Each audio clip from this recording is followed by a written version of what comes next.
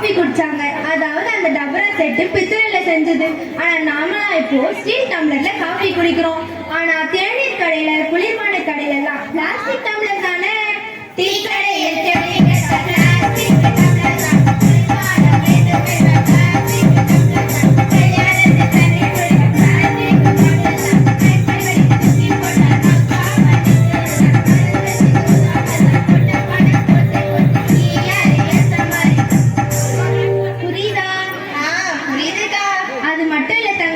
ஒன்னு சொல்றேன் கேளு. ஒண்ணு அட அது இல்லம்மா. கோமாதா எங்கள் குலமாதா. யாரு? கோமாதா எங்கள் குலமாதா. அட சீமா பாட்டுக்கா. பசுமா பசுதான் கோமாதான்னு சொல்றோம். நெகிழி குப்பைய போட்டதால மண்மாதா அழுறான்னு சொன்னல. கோமாதா அழுறா.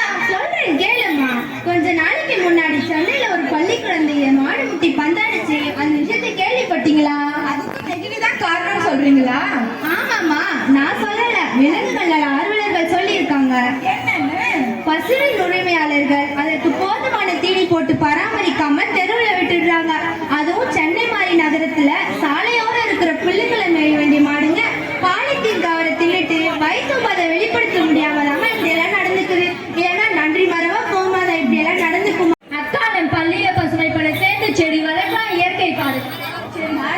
மாணவர் காவல் படையில சேர்ந்து நெகிழி இல்ல தூய்மை கும்மையா ஆகலாம்.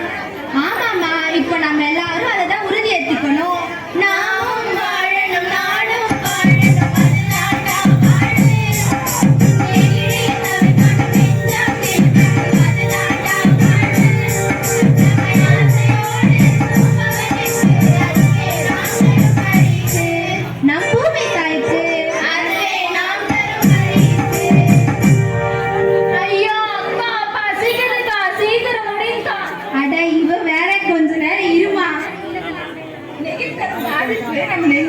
நெகிழ வச்சிருச்சுக்கா. உங்களுக்கும் தானே?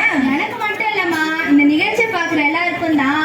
இனியாவது முடிஞ்ச அளவுக்கு நெகிழியை பயன்படுத்துறதை தவிர்த்துட்டு நம்ம இயற்கை வகையான மஞ்சள் பைக்கு மாறணும். நாமும் வாழணும் நாடும் வாழணும் அதுதான்டா வாழு. நெகிழியை தவிர்க்கணும் அதுதான்டா வாழு. அதுவே நாம் படிப்பு. நம் பூமி தாய்க்கு அதுவே நாம் தரும் பரிசு.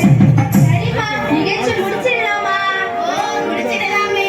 வாழியவே பல்லாண்டு காலம் நாட்டு மக்கள் அனைவரும் வாழியவே.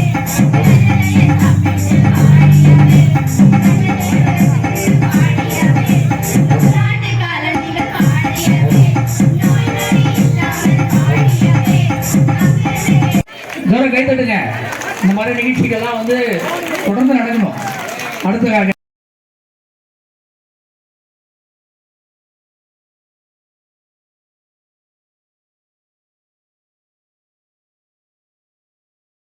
இந்த பொங்கல் திருநாளில் முன்முயற்சி எடுத்து எல்லோரும்